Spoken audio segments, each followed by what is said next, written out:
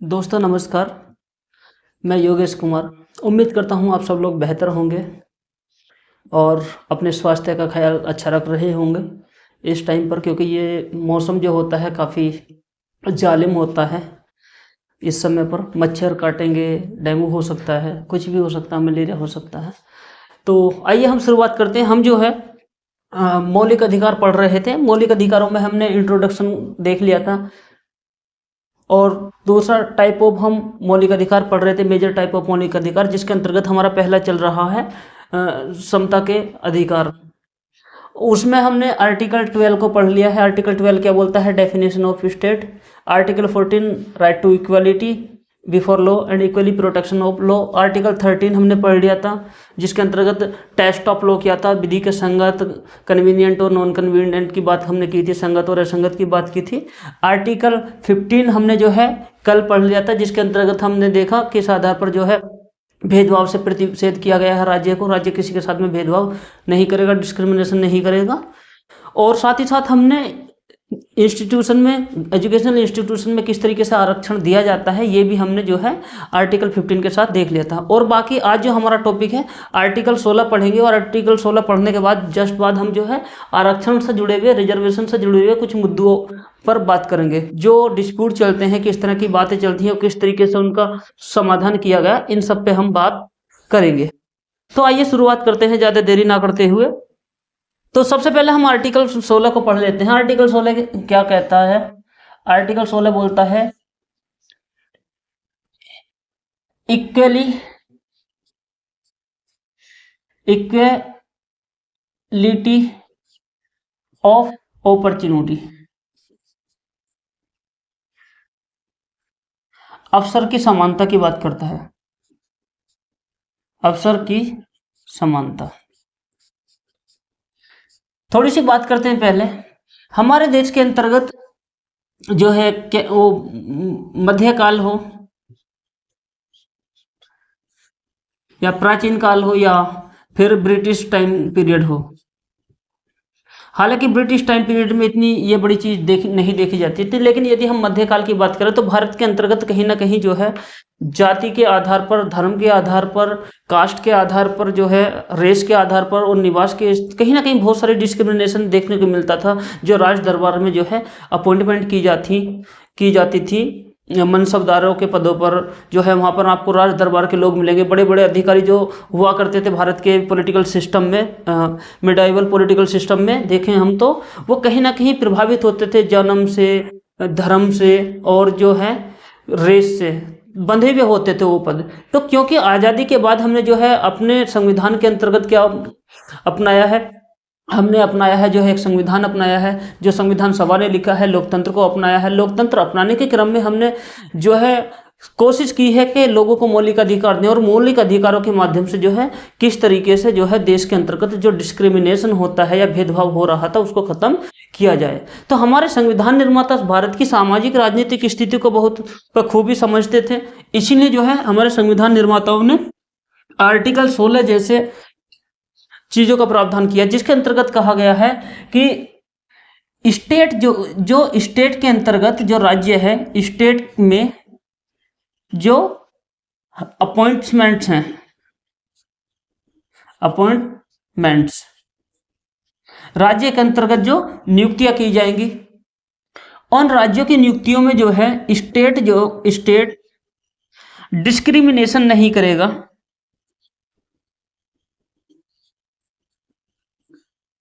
Discrimination नहीं करेगा on the grounds of race, caste, decent,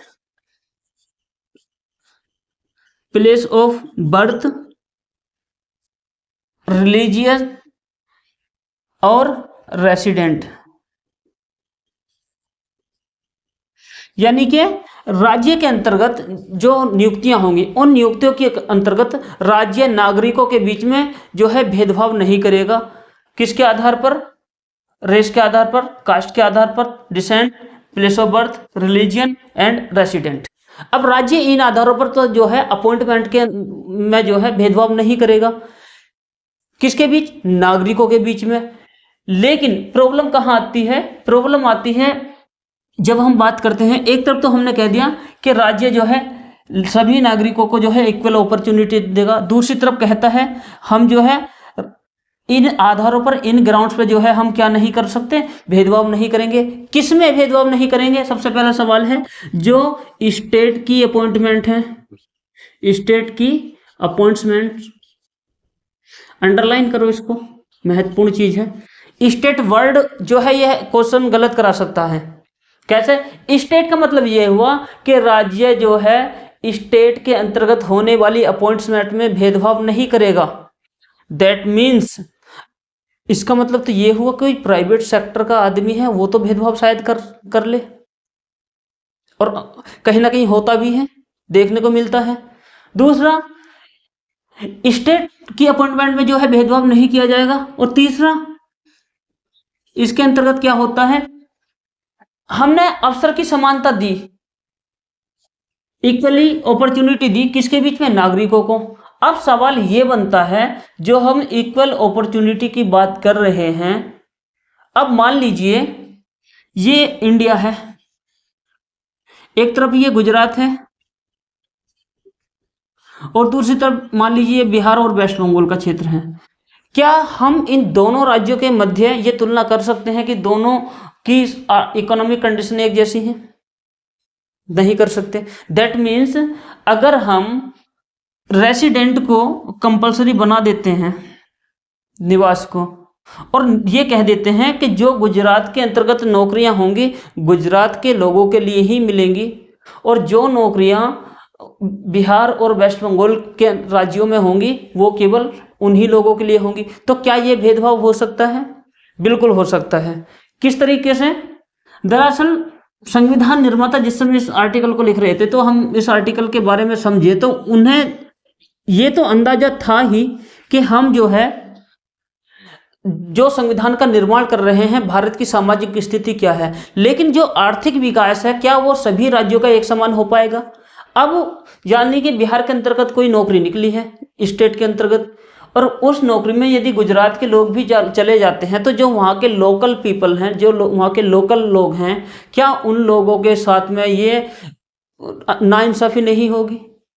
बिल्कुल होगी। तो इसीलिए एक कंसेप्ट आता है यहाँ से निकल के, जो संविधान के अंतर्गत नहीं है, जो हमारी पॉलिटिकल थिंकिंग को डेवलप करती है, वो चीज है, उसको बोलते हैं son of soil, son of soil, भूमिपुत्र की अवधारणा, भूमिपुत्र की अवधारणा।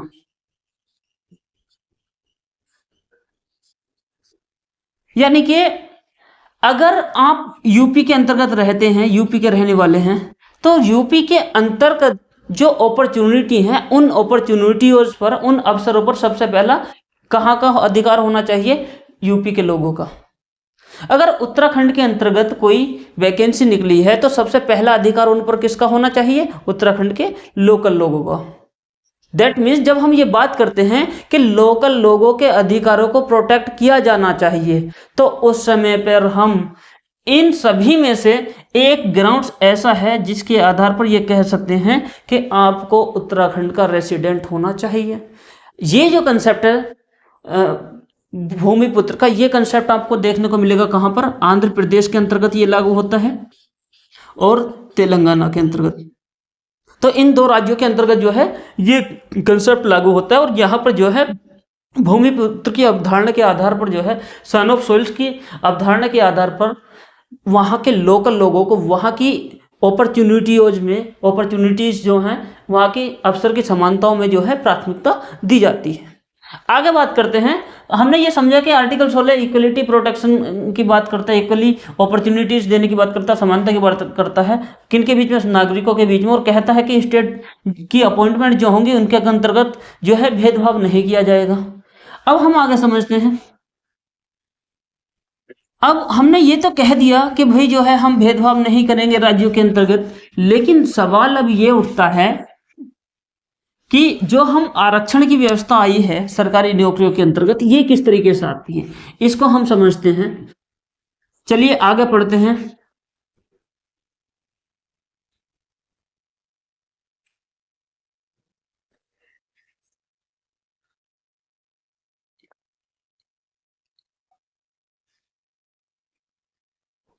आगे बढ़ते हैं। क्योंकि भारत की सामाजिक स्थिति क्या है, भारतीय समाज में जो है बहुत ज्यादा डिफरेंस देखने को मिलेगा। इसके अंतर्गत बहुत ज्यादा इनइक्वलिटी है, असमानता है। और ये जो असमानता है, भारत के अंतर्गत किस आधार पर असमानता हुई है? धर्म के आधार पर, जाति के आधार पर,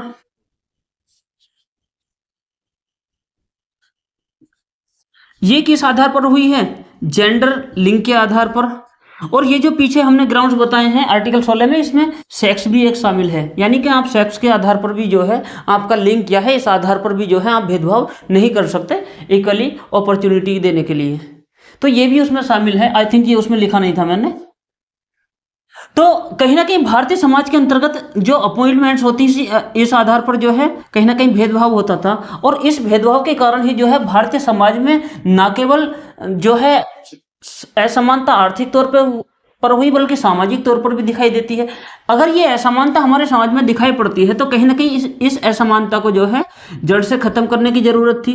और इस असमानता को खत्म करने का जो प्रयास है वो संविधान निर्माताओं ने आर्टिकल 16 के अंतर्गत ही किया। आर्टिकल 16 के अंतर्गत आगे क्या कहा गया है? आर्टिकल 16 ये कहता है कि पार्लियामेंट के पास में ये शक्ति होगी, पार्लियामेंट को ये एम्पावर करता है, पार्लियामेंट को एम्पावर करता है कि पार्लियामेंट जो है ऐसे लोग जो सोशली एंड एजुकेशनली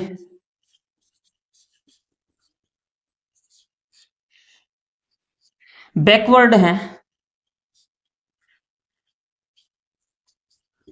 ऐसे लोग जो सामाजिक और शैक्षणिक आधार पर जो क्या हैं, बैकवर्ड हैं, पिछड़े लोग हैं, इनके लिए राज्य रिजर्वेशन का प्रावधान कर सकता है,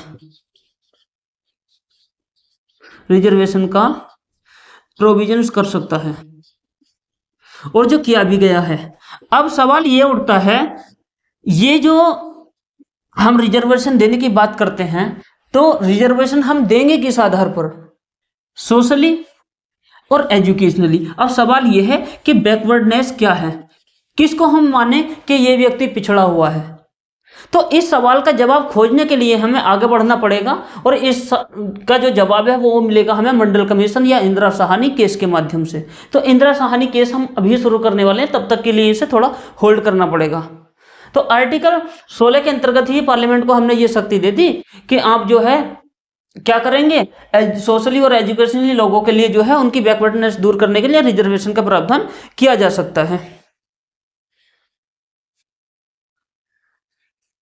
तो साथ ही साथ पार्लियामेंट को जो है संविधान ने, हमारे संविधान ने जो है एक चीज की पावर और दी कि पार्लियामेंट जो है रेसिडेंट को जो है, जो हम मैंने पीछे बताया था, रेसिडेंसी को जो है वो किसी भी स्टेट में किसी भी क्षेत्र में जो है रेसिडेंसी को कंपलसरी कर सकती है। दैट मीन्स कि आपको रेसिडेंसी के आधार पर जो है भेदभाव किया जा सकता। अब सबसे पहला हमारे कुछ सवाल हैं, इन सवालों के आधार पर हम आगे बढ़ेंगे। यदि हम सवालों के आधार पर आगे बढ़ते हैं तो हमारी समझ जो है किसी भी टॉपिक के प्रति ज़्यादा बढ़ जाती है। अगर हमारे सामने सवाल होंगे और उनके जवाब खोजने के लिए जब हम आगे क्लास करते हैं, पढ़ते हैं, टॉपिक को समझते हैं, उसके बारे में रिसर्च करते हैं, तो कहीं ना कहीं हमें जो है एक बेहतर आंसर मिल पाता है। तो वही मेरा तरीका यही है, मैं पहले कुछ सवाल इरेज यहाँ पर जो है उठाऊंगा, उन सवालों के जवाब दूंगा, तब जाकर शायद मैं आपको जो समझ है संविधान के अंतर्गत रिजर्वेशन की जो व्यवस्था है इस पर कुछ समझ विकसित करा सकूं। तो चलिए शुरुआत करते हैं। सबसे पहला सवाल हम बताते हैं कि आर्टिकल 15 और 16 के अंतर्गत जो है पिछड़े लोगों की बात की गई है और उनकी बैकवर्डनेस की बात की गई है, और साथ ही साथ जो है उनकी एजुकेशनली बैकवर्डनेस की बात की गई है। तो अब सवाल ये बनता है, सबसे पहला सवाल ये है, चलो ये इसी को देख लेते हैं कि सवाल क्या है हमारा, बैकवर्डनेस क्या है, यानी कि पिछड़ापन क्या है, पिछड़ापन। दैट मीन्स पिछड़ा हम किसको माने, कौन व्यक्ति पिछड़ा होगा। और पिछड़ों के अंतर्गत भी ऐसे लोग जो जिनकी स्थिति कुछ बेहतर है उनके बीच में, और पिछड़ों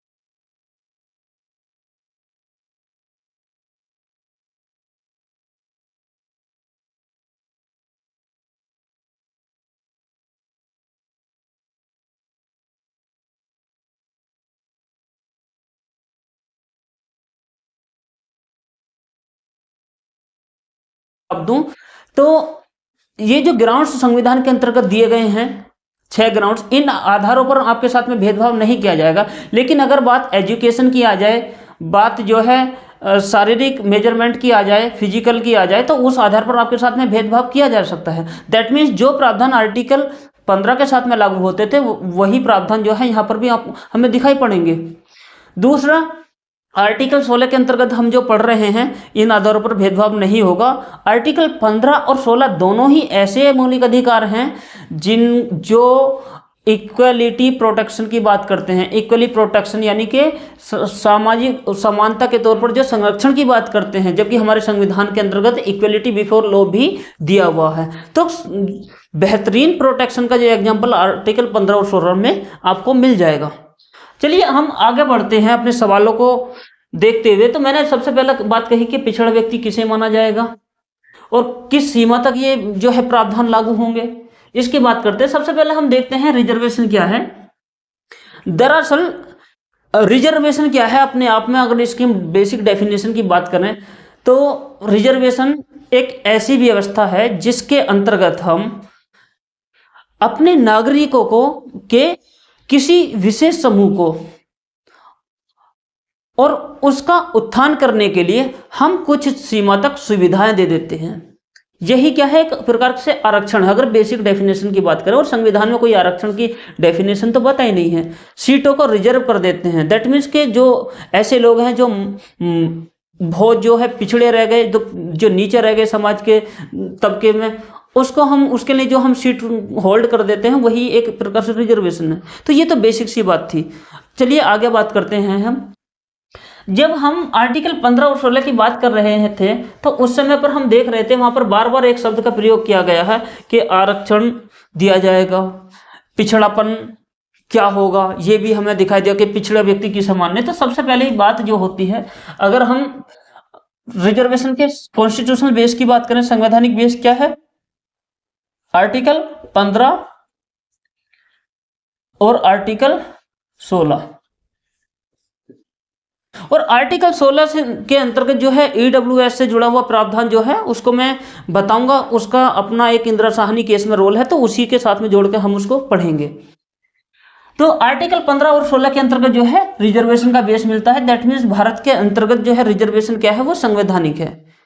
ठीक, अब हम डिस्प्यूट की जो बात करते हैं, जो हमने सवाल लिए थे, तो सबसे पहला सवाल जो है सरकार के सामने यही था कि भाई हम इस बात को कैसे माने कि पिछड़ा व्यक्ति कौन होगा, और पिछड़ा व्यक्ति कौन होगा इससे भी ज्यादा महत्वपूर्ण यह है कि पिछड़े वर्ग की हम पहचान कैसे करें। तो 1979 में जो है भारत के अंतर्गत एक कमीशन का गठन किया गया, कमीशन,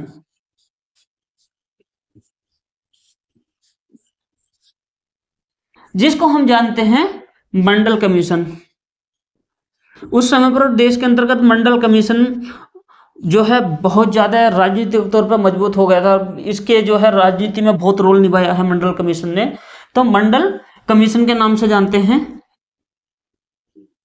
और ये जो मंडल कमीशन है, दरअसल ये मंडल कमीशन जो अपॉइंट हुआ था, ये जो है भारत के अंतर्गत उन लोगों की पहचान करने के लिए गठित किया गया था जो लोग आर्थिक, सामाजिक और शैक्षणिक तौर पर पिछड़े हुए लोग हैं।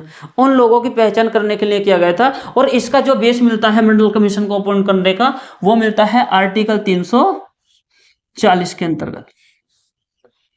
आर्टिकल 340 क्या कहता है? आर्टिकल 340 कहता है कि पार्लियामेंट के पास में ये शक्ति होगी कि राष्ट्रपति के पास में ये शक्ति होगी कि वो पिछड़े लोगों की पहचान करने के लिए, पिछड़े समाज में दबे कुचले लोगों की पहचान करने के लिए किसी विशेष व्यवस्था का जो है गठन करे। ऐसे लोग जो सामाजिक तौर पर, शैक्षणिक तौर पर पिछड़े हुए लोग हैं, उनकी पहचान करे। और सबसे पहला ऐसा जो आयोग था वो काका कालेलकर आयोग था। काका कालेलकर, इस पे हम बात नहीं करेंगे हालांकि।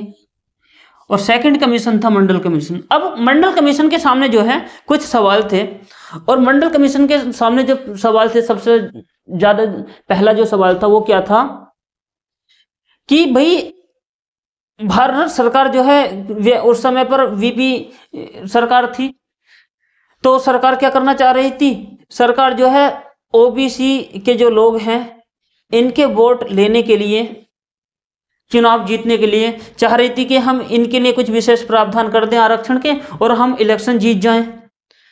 ये जो है सरकार का क्या था, मानना था। अब सवाल ये है कि आपने कमीशन का गठन कर दिया, बीसी कमीशन बना दिया, बैकवर्ड क्लास कमीशन बना दिया, इसको हम बीसी कमीशन भी बोल सकते हैं, बीसीसी, बैकवर्ड क्लास कमीशन। तो इस कमीशन के सामने जो सबसे पहला सवाल है वो क्या है कि भाई हम उन लोगों की पहचान कैसे करें जो एजुकेशनली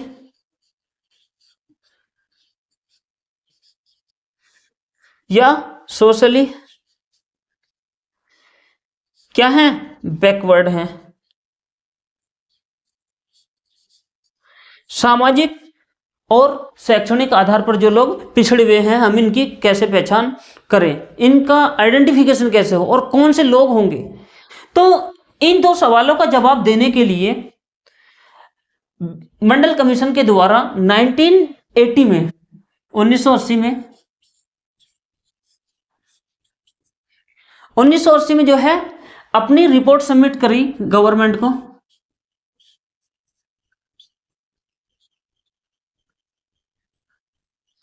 रिपोर्ट सबमिट करी और इस रिपोर्ट में इन्होंने क्या कहा, इन्होंने लगभग 3000 से प्लस, अप्रोक्स 3000 से प्लस जो है भारत के अंतर्गत जो है जातियों की पहचान करी। इन्होंने कहा भारत के अंतर्गत 3000 से अधिक जो है जातियां हैं, लोग जो हैं, बल्कि 3000 नहीं, सॉरी, इसे मैं कहूं तो अप्रोक्स 35,000 के आसपास, 35,000 के आसपास जो है लगभग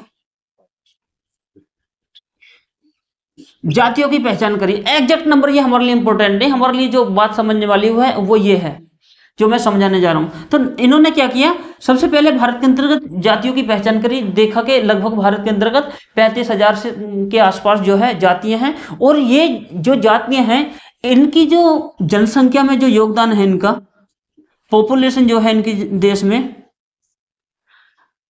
लगभग 52% है। इनकी पॉपुलेशन 52% है, जिसमें से एससी और एसटी को एक्सक्लूड कर दो। दैट मीन्स एससी एसटी के अलावा जो पिछड़े लोग, दैट मीन्स जो ओबीसी के लोग हैं उस समय पर जो है 52% थे। और जबकि इस कमीशन ने देखा कि इनकी जनसंख्या का जो है इतना बड़ा योगदान भारत की पॉपुलेशन में है 52%, और जबकि उनका जो है स्टेट की सर्विस में, स्टेट की जो सर्विस है उसमें जो रिप्रेजेंटेशन था वो बहुत कम था। जनसंख्या में 52% है और यदि हम स्टेट की सर्विस की बात करें तो उसमें जो है वो बहुत कम है। अब जब मामला फंसता है कि भाई एक तरफ आपको जाति इतनी बड़ी दिखाई दे रही है, 52% जो है शेयर है इनका पॉपुलेशन में, और दूसरी तरफ एससी एसटी को निकाल देने के बावजूद भी जो है इनका 52% योगदान है जनसंख्या में, और स्टेट सर्विस के अंतर्गत जो है ये एकदम मार्जिन हो गए हैं, ये एकदम नीचे चले गए हैं, स्टेट की सर्विस में इनका बिल्कुल भी योगदान नहीं है।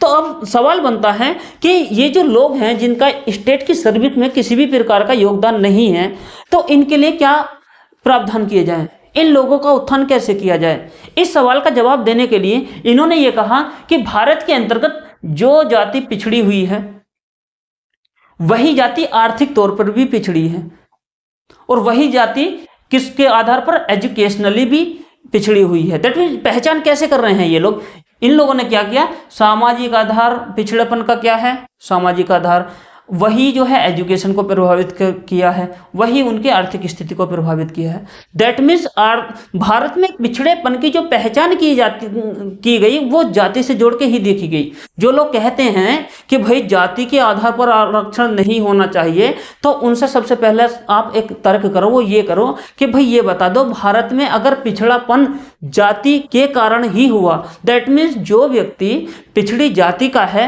वही व्यक्ति जो है आर्थिक तौर पर, सामाजिक तौर पर और एजुकेशनली तौर पर यदि पिछड़ा हुआ है, तो सवाल ये है हम उसे जाति के आधार पर आरक्षण क्यों ना दें। बहुत सारे लोग कहते हैं कि जाति के आधार पर आरक्षण नहीं होना चाहिए, और जो है क्या होना चाहिए कि भाई प्रतियोगिता को बढ़ावा देना चाहिए।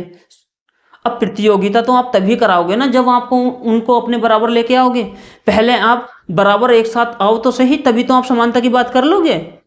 एक तरफ जाति पिछड़ी हुई है, उसी के कारण उनकी आर्थिक स्थिति और सामाजिक और एजुकेशनल स्थिति पिछड़ी हुई है, तो क्यों ना जाति के आधार पर आरक्षण दिया जाए। तो मंडल कमीशन ने जो बेस बताया, इसी को बेस मानते हुए मंडल कमीशन ने अपनी रिपोर्ट जब सबमिट की तो उसने कहा कि ओबीसी के जो लोग हैं, ये इन ओबीसी के लोगों के लिए जो है आरक्षण का प्रावधान किया जाना चाहिए इन स्टेट सर्विस। स्टेट का मतलब क्या है, वही मतलब है स्टेट का जो मैंने आर्टिकल 12 में आपको समझाया है। चाहिए तो जिसने वीडियो नहीं देखी वो दोबारा जाकर देख लेना।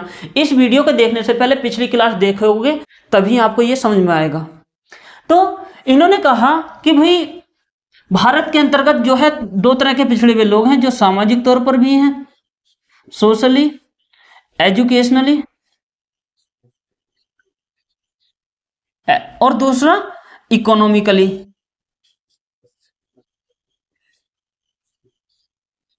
इन दो आधारों पर जो है लोग पिछड़े हुए हैं। तो इन्होंने कहा ऐसे लोग जो इन आधारों पर पिछड़े हुए हैं, इन लोगों के लिए 27% रिजर्वेशन जो है स्टेट सर्विस में कर दिया जाए। और वही जो आरक्षण के प्रावधान है वही लागू होते हैं कहां पर, एजुकेशनल इंस्टीट्यूशन में, अंडर आर्टिकल 15।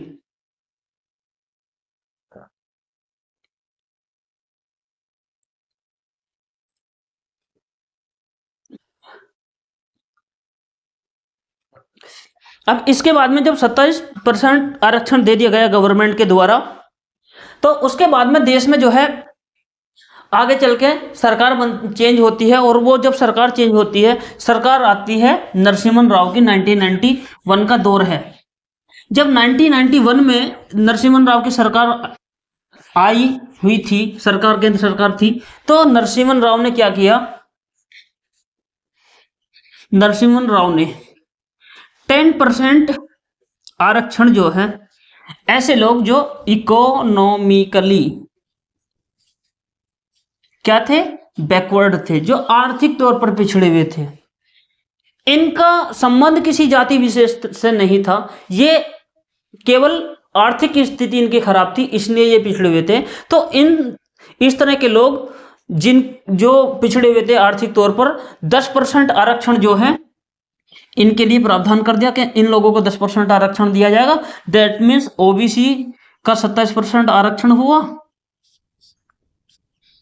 और 10% इन लोगों को आरक्षण दिया। और जब ये आरक्षण जो है कर दिया गया, और इसमें तो कंडीशन है ओबीसी वाले में, कैसी कंडीशन थी, सामाजिक और शैक्षणिक होनी चाहिए। अब इसमें जब 10% आरक्षण दे दिया गया, तो इसके बाद में जो है ये जो आरक्षण दिया गया, ये ओबीसी का आरक्षण और साथ ही साथ इकोनॉमिकली बेस पर 10% जो आरक्षण दिया गया। अब इस आरक्षण को जो है न्यायपालिका के सामने चैलेंज किया गया, यानी कि जुडिशरी के सामने जो है इसका केस जाता है और कहा जाता है माय लॉर्ड अंडर आर्टिकल 32 हम जो है अपने मौलिक अधिकारों की रक्षा करने आए हैं। हमारे तो जो है मौलिक समानता के अधिकार का उल्लंघन हो गया महाराज। क्यों? क्योंकि इन्होंने जो है सीटें जो है आरक्षित कर दी, और लगभग यदि हम बात करें कुल सीटों की तो 52% जो है सीटें जो है रिजर्व हो रही थी उस समय पर। अब हम जो है ज्यादा बात ना करते हुए हम सीधा जो है इंदिरा साहनी केस पर आते हैं, जिसे हम जो है मंडलवाद के नाम से भी जानते हैं। चलिए इस पे बात करते हैं सीधा। यदि हम मंडलवाद की बात करें, केस क्या हुआ जुडिशरी के सामने, केस है इंदिरा साहनी केस।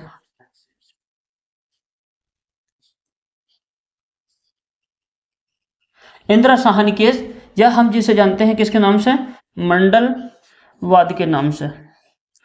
अब मंडलवाद का जो केस है, इस केस के अंतर्गत जो है सबसे पहले सुप्रीम कोर्ट के सामने जो चैलेंज है वो ये था कि ये जो 27% आरक्षण जो है ओबीसी के लोगों के लिए दिया है, क्या ये सही है, क्या ये संवैधानिक तौर पर फंडामेंटल राइट्स को वायलेट करता है या नहीं करता, और क्या ये जो 10% रिजर्वेशन दिया गया है। देखो SC ST के आरक्षण का मामला तो फंसना ही नहीं था यहाँ पर। क्योंकि SC ST के आरक्षण के प्रावधान अंडर आर्टिकल 15 ऑलरेडी किए जा चुके थे पहले ही। तो SC ST का मामला यहाँ पर कुछ था ही नहीं, वो पहले से था। मामला जो मंडल कमीशन में फंसता है वो किस चीज का फंसता है कि ये जो 27% आरक्षण है, क्या ये मौलिक अधिकारों को वायलेशन करता है? और वायलेशन करता है तो लोग आर्टिकल 32 का प्रयोग कहाँ चले जाएंगे? माइलॉर्ड के पास, कहेंगे माइलॉर्ड हमें तो लूट लिया इन्होंने। तो इसी चीज का प्रयोग करते हुए वो कहाँ गए हैं? Supreme court. अब सुप्रीम कोर्ट जाते हैं तो सुप्रीम कोर्ट के सामने चैलेंज, क्या ये फंडामेंटल राइट्स का उल्लंघन करता है या नहीं करता है? ये जो 10% आरक्षण है, क्या ये सही है या गलत है? क्योंकि ये दिया गया है एजुकेशन के आधार पर, ये दिया गया है इकोनॉमी के आधार पर। और जबकि भारतीय संविधान के अंतर्गत आर्टिकल 15 और आर्टिकल 16 में आर्थिक आधार पर पिछड़ेपन की तो बात की ही नहीं है। मतलब संविधान में यह वर्ड का इस्तेमाल नहीं किया गया है कि आर्थिक तौर पर पिछड़े लोगों का उत्थान किया जाए, क्योंकि आर्थिक तौर पर भी पिछड़ा हुआ वही लोग थे जो सामाजिक और एजुकेशनल तौर पर पिछड़े हुए थे। यानी कि जो जाति पिछड़ी हुई थी वही जाति जो है क्या थी? आर्थिक तौर पर भी पिछड़ी थी और वही शिक्षा के तौर पर भी पिछड़ी हुई थी। और यहां पर जो आरक्षण दे दिया महाराज ने, किस आधार पर दे दिया? आर्थिक आधार पर। यानी कि वोट बैंक बनाने के चक्कर में जो है रेवड़ियां बांटी जा रही थी। मोदी जी का फेवरेट है रेवड़ियां बांटना। हालांकि आजकल वो महाराष्ट्र में खूब बांट रहे हैं। अगर आप आजकल की न्यूज़ देखते हैं तो आपको पता चल जाएगा कि महाराष्ट्र में चल क्या रहा है, क्योंकि इलेक्शन आने वाला है, इलेक्शन जीतना है। खूब रेवड़ियां बांट रहे हैं दबा दबा के। चाहिए तो हम कभी वीडियो बना देंगे उस पर, अभी चलने दो इलेक्शन की बात, उसके बाद में देखते हैं, वीडियो बनाएंगे जब कुछ अच्छा आएगा टॉपिक। तो वहां पर रेवड़ियां बांटी जा रही है। तो ऐसा ही जो है यहाँ पर हुआ। और जब सुप्रीम कोर्ट के सामने चैलेंज किया गया इस आरक्षण को, तो सुप्रीम कोर्ट के सामने कुछ सवाल थे, वही सवाल जो मंडल कमीशन के सामने थे। और मंडल कमीशन ने जो अपने निर्णय दिए थे, जिन आधारों पर मंडल कमीशन ने जो है आरक्षण को लागू करने की बात की थी, उन्हीं आधारों को जो है एक प्रकार से चेक एंड बैलेंस करना था, देखना था उन्हें, उनकी क्या क्या प्रावधान उन्होंने सही किए हैं, क्या क्या संवैधानिक तौर पर गलत हो सकता है। तो सबसे पहला जो है, जब इंदिरा साहनी केस में मंडलवाद जो है, अगर मंडलवाद आपको समझना है, इससे संबंधित आरक्षण मूवी है, चाहो तो उसे देख सकते हो, काफी अच्छे से उसमें समझ में आ सकता है आपको। और ये क्लास को भी देखना साथ में, इसका मतलब ये नहीं देखना, इसमें ज्यादा मिलेगा उससे। तो बात करें हम मंडल कमीशन में क्या किया गया, सबसे पहला तो ये कहा गया महाराज, क्या ये इकोनॉमिकली जो रिजर्वेशन दिया गया है 10%, क्या ये सही है? यस और नो। दूसरा सवाल, OBC other backward class, other backward caste नहीं, लोगों को समझ में कास्ट शायद आता होगा, ये क्लास होता है। कास्ट वर्ड का यहाँ पर प्रयोग किया ही नहीं गया है, क्लास का है। Other backward class, that means जो ओबीसी को 27% आरक्षण दिया गया है, क्या ये जो बेस बताया है इन लोगों ने कि जो जाति पिछड़ी हुई है वही सामाजिक तौर पर पिछड़ी होगी, या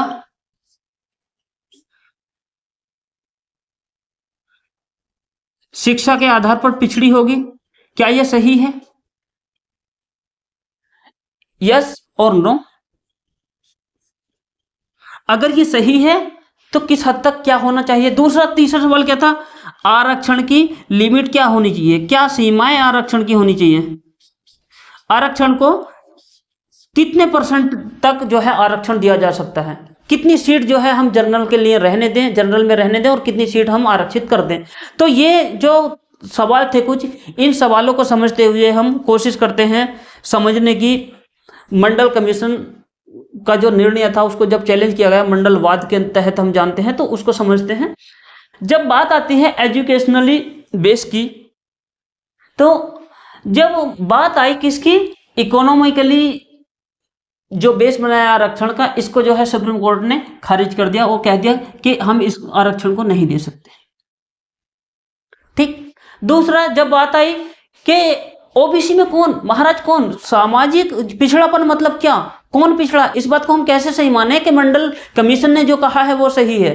तो ओबीसी के लिए जो सामाजिक और आर्थिक और स्थिति को, शैक्षणिक स्थिति को देखते हुए आरक्षण के प्रावधान दिए गए थे मंडल कमीशन के द्वारा, इनको इन लोगों ने सही मान लिया, कह दिया कि हाँ ये जो प्रावधान है ये सही है। यानी कि भारत में पिछड़ापन ठीक वैसा ही है जैसा मंडल कमीशन में बताया गया है, तो इस बात को सही मान लिया गया। अब सवाल उठता है कि जो आरक्षण है, देखो ओबीसी से जो सवाल उठते हैं आरक्षण के, वो अभी अब हम देखेंगे उनको, क्रीमी लेयर का मामला क्या है और किस तरीके से, इस पे हम आएंगे, लेकिन पहले इसको। तो इन्होंने क्या किया, इंदिरा साहनी केस के अंतर्गत ये जो आरक्षण की लिमिट है, इस लिमिट को बता दिया उन्होंने कितना, 50%। आई थिंक यहाँ पर 52% मैंने, हाँ वो एक्स्ट्रा ही बैठ रहा था शायद उस समय, लेकिन ये जो है इंदिरा साहनी केस में 50% को लिमिट बांध दी और ये कह दिया गया कि कोई भी सरकार किसी भी राज्य में और भारत के किसी भी क्षेत्र में कोई भी सरकार जो है 50% से ऊपर आरक्षण नहीं दे सकती। अब सवाल ये उठता है कि भाई आपने जो है ओबीसी के लोगों को जो सामाजिक और शिक्षा के आधार पर पिछड़े हुए हैं, ये इसको सही मान लिया जाए, लेकिन सुप्रीम कोर्ट ने साथ ही साथ सही मानते हुए ये भी कहा, क्या कहा, सुनने की बात और लिखने की बात। लिखेंगे, देखेंगे, ये जो इन्होंने कहा कि भारत के अंतर्गत जो सोशली एंड एजुकेशनली पिछड़ापन है, इन दोनों का एक साथ प्रयोग होना चाहिए, एक साथ प्रयोग। यानी कि अगर कोई व्यक्ति ओबीसी की लिस्ट में जाएगा, उसके लिए ये जरूरी है कि वो सामाजिक तौर पर पिछड़ा है, साथ ही साथ शिक्षा के आधार पर भी पिछड़ा हुआ होना चाहिए, तभी जो है आप ओबीसी की लिस्ट में उसे शामिल करते हुए उसको आरक्षण दे सकते हैं। तो जब इंदिरा साहनी केस ने ये वाली बात कर ली कि आरक्षण की सीमा निर्धारित कर दी और साथ ही साथ जो है बता दिया गया कि कितने % आरक्षण दे सकते हैं और ये 10% आरक्षण को खारिज कर दिया, तो आगे सवाल ये उठता है कि ये जो ओबीसी का मामला है, अब ओबीसी में जो है दो तरह के लोग हैं। ये दो तरह के लोग क्या हैं, एक तो ओबीसी में ऐसे लोग जो अति पिछड़े हैं, अति यानी कि बैकवर्डनेस उनमें बहुत ज्यादा अधिक है, अति पिछड़े हैं, और एक ऐसे लोग हैं जो पिछड़ों में भी अगड़े हैं, दैट मीन्स कम पिछड़े लोग हैं।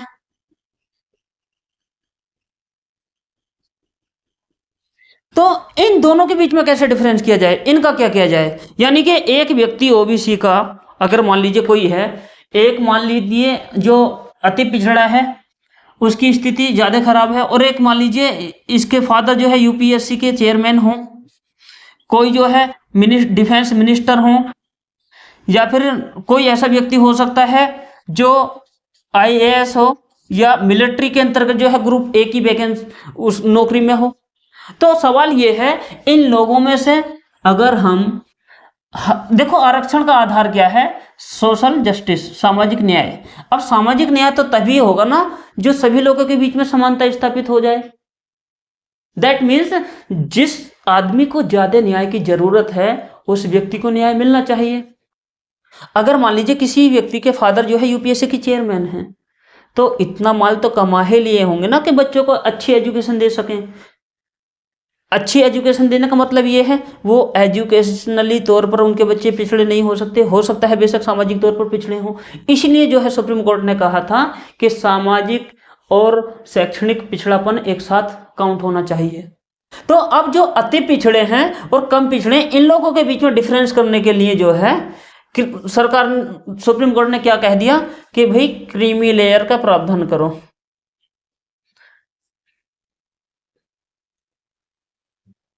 क्रीमी लेयर, क्रीमी लेयर का प्रावधान करो। अब क्रीमी लेयर क्या है, सवाल ये बनता है, क्रीमी लेयर क्या है। क्रीमी लेयर की यदि मैं देखो, बहुत ज्यादा मैं इसमें अंदर तक नहीं घुसूंगा, अभी टाइम की सीमाएं हैं हमारे पास, और कभी दोबारा मौका मिलेगा तो पूरे टॉपिक पे दोबारा से बात करेंगे। बहुत सारी बात है जो हमें अभी कर सकते हैं इस पे, लेकिन अभी हम उन्हें इग्नोर करते हुए आगे बढ़ते हैं। ये जो क्रीमी लेयर है, क्रीमी लेयर में जैसे कि मान लीजिए किसी व्यक्ति की इनकम हो सकती है, उसके लिए इनकम क्राइटेरिया हाईएस्ट इनकम हो, यूपीएससी या संवैधानिक पद पर वो व्यक्ति हो, या फिर उसके किसी व्यक्ति के जो फादर हैं, जो व्यक्ति आरक्षण लेना चाहता है या नहीं चाहता है, तो उसके ग्रुप ए की वैकेंसी हो, आईएएस आईपीएस हो, तो ऐसे लोग जो होंगे इन्हें माना जाएगा ये कैसे लोग हैं, क्रीमी लेयर वाले। दैट मीन्स ये मलाई खा रहे हैं, इनके पास ऑलरेडी मलाई है। अब क्रीमी लेयर की पहचान कैसे करी जाए, सवाल ये बनता है। तो मंडल कमीशन के अंतर्गत ये कहा गया कि भाई सरकार को जो है सबसे पहले क्रीमी लेयर की पहचान करनी चाहिए, और जो पिछड़े लोग हैं उनमें भी उन लोगों की पहचान करनी चाहिए जो अति पिछड़े हैं, और अति पिछड़े को ज्यादा आरक्षण मिलना चाहिए। इन अंडर ओबीसी रिजर्वेशन 27% जो रिजर्वेशन का प्रावधान किया गया है। तो क्रीमी लेयर की पहचान करने के लिए जो है सरकार से कहा गया, और उसके लिए जो है आयोग का गठन किया जाता है। और इस समय OBC national commission for backward class के लिए जो है संवैधानिक बॉडी बनाई गई है। उस संवैधानिक बॉडी पर हम कभी जब हम कॉन्स्टिट्यूशनल बॉडी पढ़ते हैं तो उन पे हम बात करेंगे, वो बाद में, क्योंकि क्लास बहुत लंबी हो जाएगी इससे। आगे बढ़ते हैं। अब क्रीमी लेयर का प्रावधान कर दिया, और क्या प्रावधान कर दिया इस निर्णय में, सीमा तय कर दिया आरक्षण की, कितने प्रतिशत, 50% से ऊपर नहीं होगा। और ईडब्ल्यूएस को जो आर्थिक तौर पर जो पिछड़ा हुआ बताया था मंडल कमीशन के बाद में नरसिम्हन सरकार ने, उस आरक्षण को खत्म कर दिया। अब सवाल ये आता है, ये जो आरक्षण है कहां तक चलना चाहिए। मान के चलते हैं कोई व्यक्ति जो है 2024 में जो है कोई वैकेंसी निकल दी, मान लीजिए यूपीएससी के तहत 2 व्यक्ति ए और बी नाम के हैं, ए एंड बी, इन दोनों का एक साथ सिलेक्शन हुआ 2024 बैच से। ये 2024 बैच से ये जो है आईएएस बनते हैं, और ये भी आईएएस बनता है। बैच इनका कौन सा, 2024। अब मान लीजिए इनका जो है दोनों का सिलेक्शन हो गया। एक जो है बी नाम के व्यक्ति वो जनरल कैटेगरी से था, और एक व्यक्ति मान लेते हैं हम ओबीसी से है। तो अब मान लीजिए दोनों एक साथ पद पे सेलेक्ट हुए, और मान लीजिए क्या आरक्षण का लाभ आगे भी कंटिन्यू होना चाहिए।